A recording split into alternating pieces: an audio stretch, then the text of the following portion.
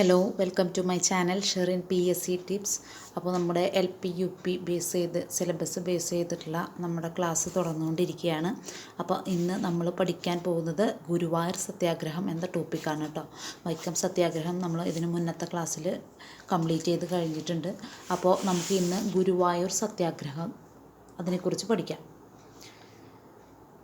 എല്ലാ ഹിന്ദുക്കൾക്കും ക്ഷേത്രപ്രവേശനം വേണമെന്ന ആവശ്യവുമായി KPCCയുടെ നേതൃത്വത്തിൽ നടന്ന പ്രക്ഷോഭമാണ് ഗുരുവായൂർ സത്യാഗ്രഹം. അത് നടന്നത് 1931 നവംബർ 1-നാണ്. എല്ലാ ഹിന്ദുക്കൾക്കും ക്ഷേത്രപ്രവേശനം വേണമെന്ന ആവശ്യവുമായി KPCCയുടെ നേതൃത്വത്തിൽ നടന്ന പ്രക്ഷോഭമാണ് ഗുരുവായൂർ സത്യാഗ്രഹം. ഗുരുവായൂർ സത്യാഗ്രഹം ആരംഭിച്ചത് 1931 നവംബർ 1-നാണ്. ഗുരുവായൂർ സത്യാഗ്രഹം ആരംഭിക്കാൻ തീരുമാനിച്ച KPCC സമ്മേളനം 1931 വടകര സമ്മേളനമാണ്. ഗുരുവായൂർ സത്യാഗ്രഹം ആരംഭിക്കാനായിട്ട് തീരുമാനിച്ചത് 1931 വടകരയിൽ വെച്ച് നടന്ന KPCC സമ്മേളനത്തിനാണ്. ഈ ഗുരുവായൂർ സത്യാഗ്രഹത്തിന് നേതൃത്വം നൽകിയ വ്യക്തികൾ ആരാണെന്ന് നമുക്ക് നോക്കാം. കേളപ്പൻ, മന്നത്ത് പത്മനാഭൻ. ആരൊക്കെയാണ്? കേളപ്പൻ, മന്നത്ത് പത്മനാഭൻ. ഇത് ഗുരുവായൂർ സത്യാഗ്രഹത്തിൻ്റെ കമ്മിറ്റിയുടെ പ്രസിഡന്റ് മന്നത്ത് പത്മനാഭനും സെക്രട്ടറി കേളപ്പനായിരുന്നു. ഗുരുവായൂർ സത്യാഗ്രഹ കമ്മിറ്റിയുടെ പ്രസിഡന്റ് മന്നത്ത് പത്മനാഭനും സെക്രട്ടറി കേളപ്പനും ആയിരുന്നു. ഗുരുവായൂർ ക്ഷേത്രപ്രവേശന പ്രചാരണ കമ്മിറ്റിയുടെ ക്യാപ്റ്റനായിരുന്നത് T. സുബ്രഹ്മണ്യൻ തിരുമുൻപാണ്. ഗുരുവായൂർ ക്ഷേത്രപ്രവേശന പ്രചാരണ കമ്മിറ്റിയുടെ ക്യാപ്റ്റനായിരുന്നത് T. സുബ്രഹ്മണ്യൻ തിരുമുമ്പ്. ഗുരുവായൂർ സത്യാഗ്രഹത്തിൻ്റെ വോളണ്ടിയർ ക്യാപ്റ്റനായിരുന്നത് AK ഗോപാലനായിരുന്നു. AK ഗോപാലൻ. ഗുരുവായൂർ സത്യാഗ്രഹത്തോട് അനുബന്ധിച്ച് കേളപ്പൻ നിരാകാര സത്യാഗ്രഹം ആരംഭിച്ചത് 1932 സെപ്റ്റംബർ 21-നാണ്.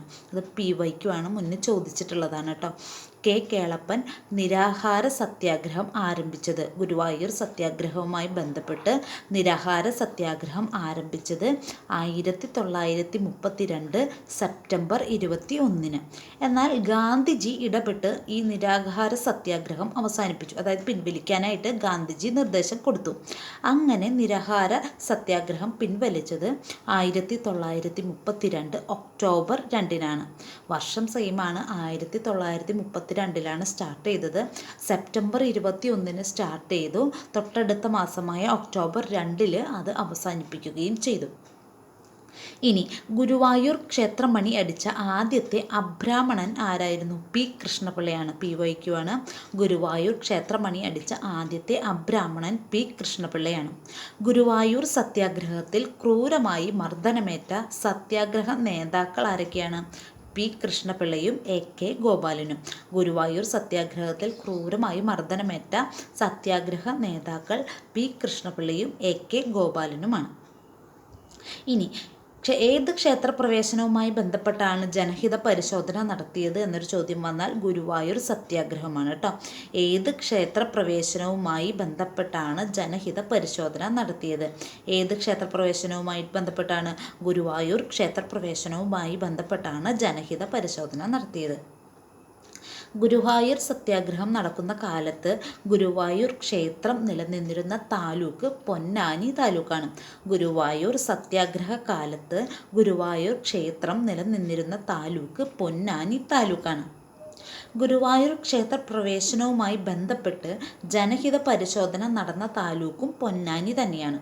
ഗുരുവായൂർ ക്ഷേത്രപ്രവേശനവുമായി ബന്ധപ്പെട്ട് ജനഹിത പരിശോധന നടന്ന താലൂക്ക് പൊന്നാനി താലൂക്കാണ്.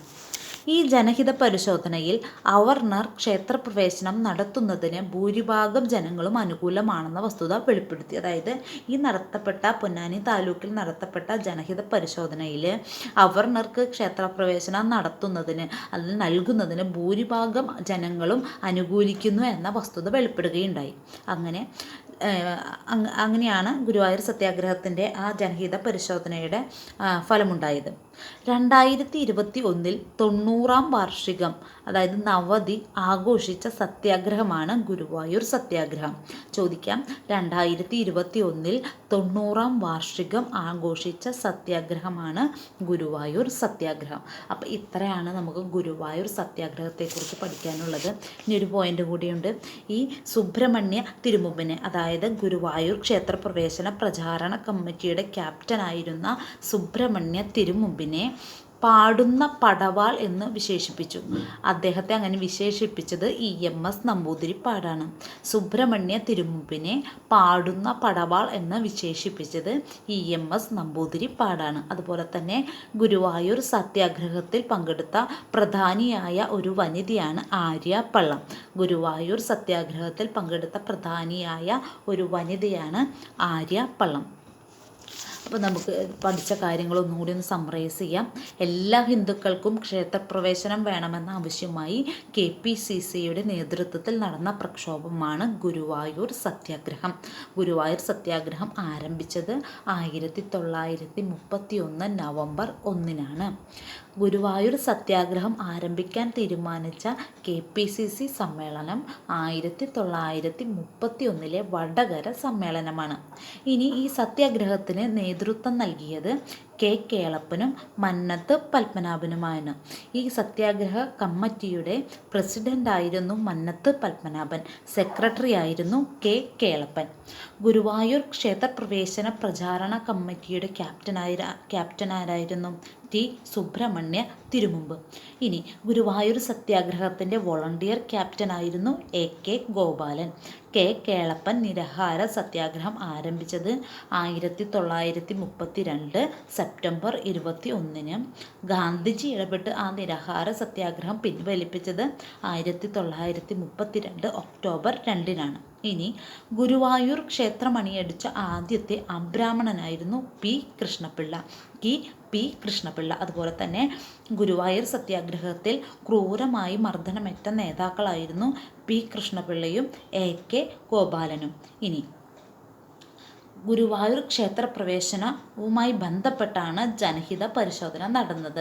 ഈ ജനഹിത പരിശോധന നടന്ന ഗുരുവായൂരിലാണ് ജനഹിത പരിശോധന നടന്നത്. ഈ ഗുരുവായൂർ ക്ഷേത്രം നിലനിന്നിരുന്ന താലൂക്ക് പൊന്നാനി താലൂക്കാണ്. അതുപോലെ തന്നെ 2021 90-ാം വാർഷികം ആഘോഷിച്ച സത്യാഗ്രഹം ഏതാണെന്ന് ചോദിക്കുകയാണെങ്കിൽ നമുക്ക് പറയാം ഗുരുവായൂർ സത്യാഗ്രഹമാണ് കേട്ടോ. അപ്പോൾ ഇത്രയാണ് നമുക്ക് ഗുരുവായൂർ സത്യാഗ്രഹത്തെക്കുറിച്ച് പഠിക്കാനുള്ളത്. വളരെ കുറച്ച് കാര്യങ്ങളേ ഉള്ളൂ. അതിൽ പ്രധാനപ്പെട്ട നേതാക്കളുടെ പേരും തുടങ്ങിയത് എന്നാണെന്നും അങ്ങനെയുള്ള പ്രധാന പോയിൻറ്റ്സ് ഒന്നുകൂടി നന്നായി നോട്ട് ചെയ്യുക. എല്ലാവരും വീണ്ടും കേട്ട് പഠിക്കുക. ഒഴിവുള്ള സമയങ്ങളിലെല്ലാം കേൾക്കുക. അപ്പോൾ നമ്മളുടെ ചാനൽ ആദ്യമായിട്ട് കാണുന്നവർ ചാനൽ സബ്സ്ക്രൈബ് ചെയ്യാനും ബെല്ലൈക്കൺ എനേബിൾ ചെയ്യാനും മറക്കല്ലേ. അപ്പോൾ നിങ്ങൾ ക്ലാസ്സിനെക്കുറിച്ചുള്ള നിങ്ങളുടെ വിവരങ്ങൾ, അഭിപ്രായങ്ങൾ കമൻറ്റിൽ രേഖപ്പെടുത്താനും മറക്കല്ലേ. അപ്പോൾ നമുക്ക് അടുത്ത ക്ലാസ്സിൽ പുതിയ ഒരു ടോപ്പിക്കുമായി കാണാം. അതുവരെ ശുഭദിനം.